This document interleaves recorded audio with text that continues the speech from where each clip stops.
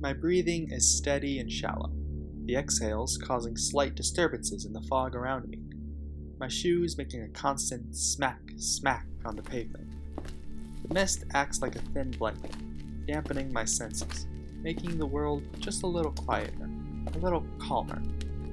All around me are the sounds and smells of pure, serene nighttime. To my left is the pond. Ducks are huddled along the shoreline, sometimes ruffling their feathers or making a sleepy murmur. I just passed the campus daycare. The windows are all dark and the playground is empty. The swing creaks back and forth slightly. There must be a breeze.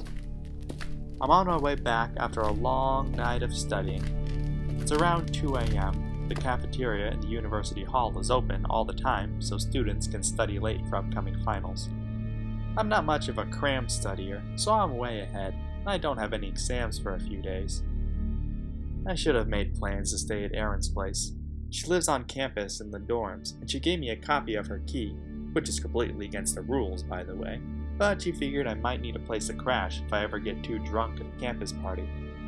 But I'm pretty sure she won't appreciate me storming in at 2 a.m. when she, unlike me, has an exam in the morning. I brought the key with me in case I was too tired to walk home, but alas, coffee is a brilliant invention, and if anything, I feel wide awake. So I silently review the topics I'm finished going over. Riemann sums, multivariable integration, domain and range of a plane. Shit, I forgot how to find domain. A noise. Just behind me in the bushes. A rustling. I turn abruptly and see nothing. A rat bursts from the bushes and scuttles across the path. I chuckle at my paranoia and continue walking, trying to regain my train of thought. Forget it. I have plenty of time to study. I can relax and enjoy the serene walk home. There's a noise again. A rustling sound closer to my back.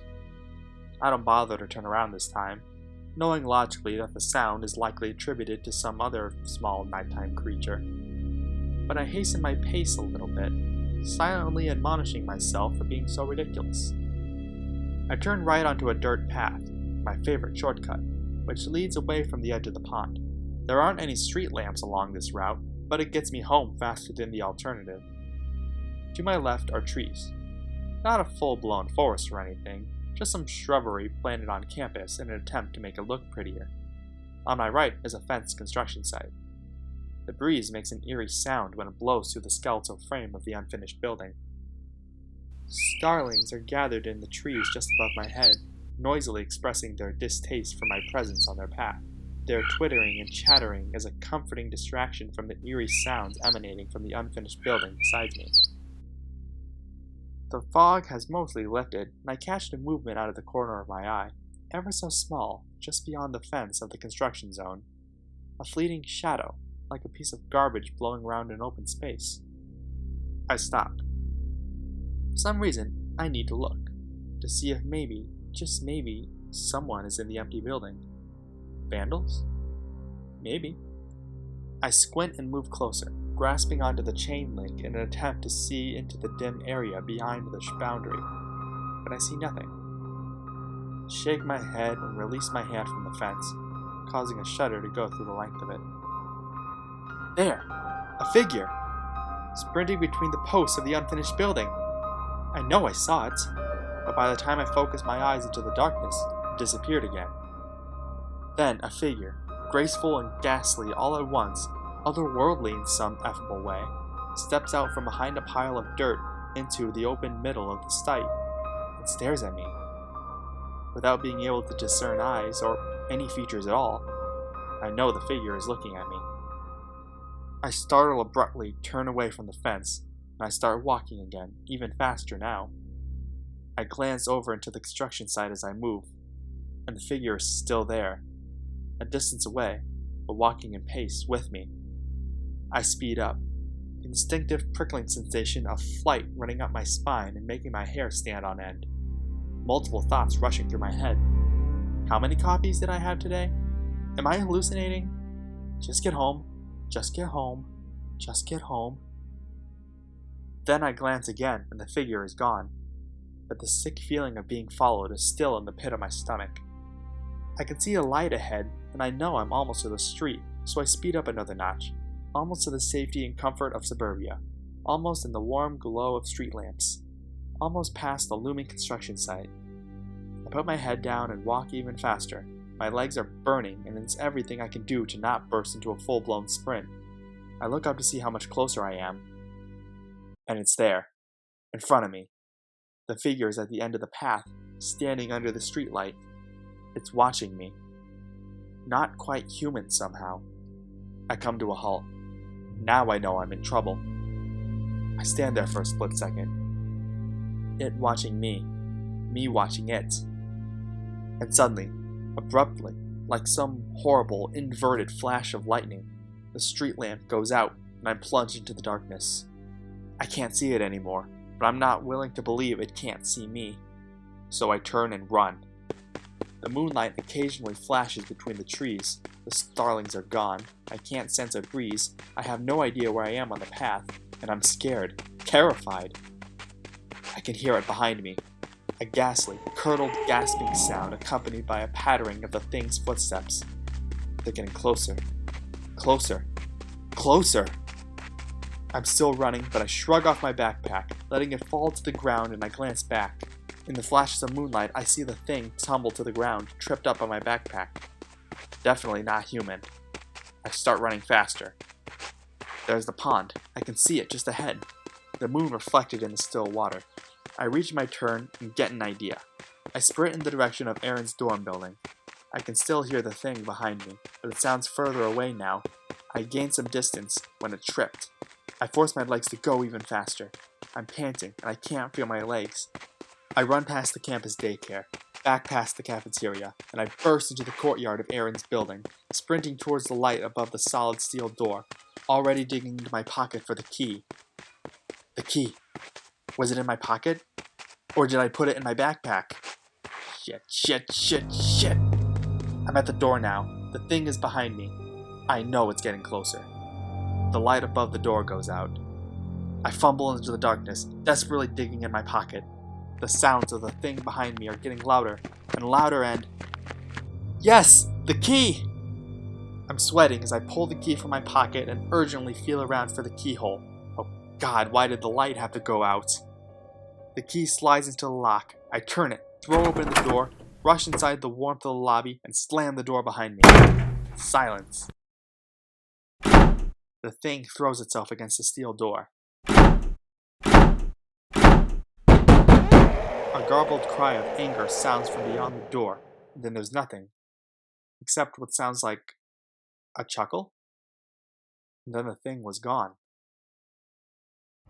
I realize I've been holding my breath, so I exhale. There's a sound behind me, and I jump and turn around, but it's only Erin.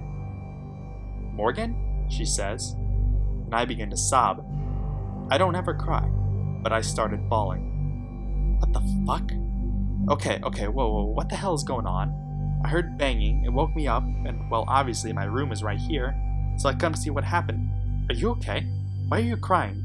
It's that jackass of a boyfriend. I swear to God, if he hurt you or something. Now I'm laughing. Why am I laughing? This must be what shock feels like. I don't think you'd... I start to sob and giggle. Aaron looks at me like I'm completely insane. Believe me, if I told you what just happened. I start to turn hysterical. Doors in the hallway open and sleepy students peek their heads out of their rooms to see what the racket is. What the fuck do you think you're looking at? Aaron yells at them. Go the fuck back to bed. Fuck. People just can't mind their own goddamn business. Her profuse cursing obviously worked because the doors close again and everyone disappears. Okay, well, let's go into my room. My roommate is a psycho, so she'll probably have a shit fit, but I honestly don't give a fuck at this point. Since when did you cry? Okay. Shh, just get in there.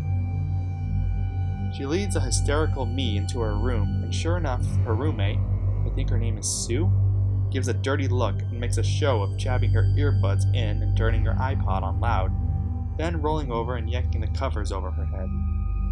Erin rolls her eyes and flops down on her bed, crossing her legs. You want to tell me what the hell is going on here, Em? Better be good.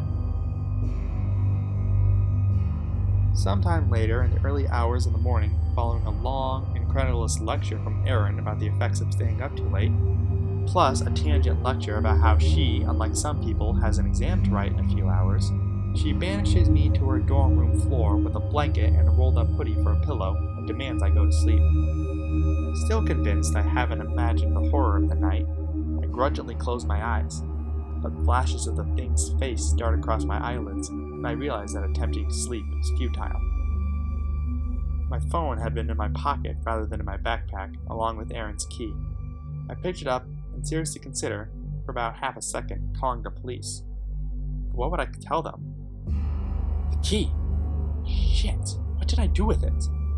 I feel around in the dark, but I can't remember where I put it in the flurry of action after I made it safely to the building.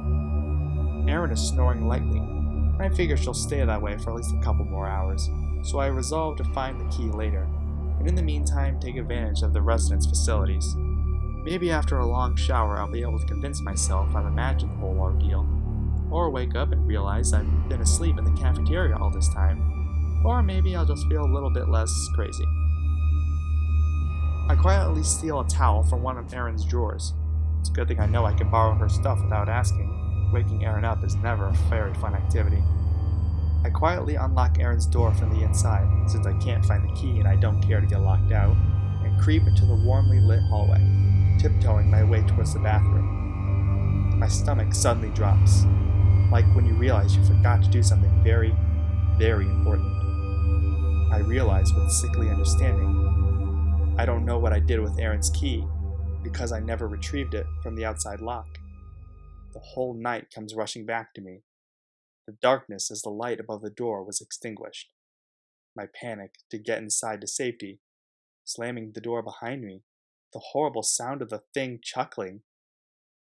There's a step behind me. The lights in the hallway go out.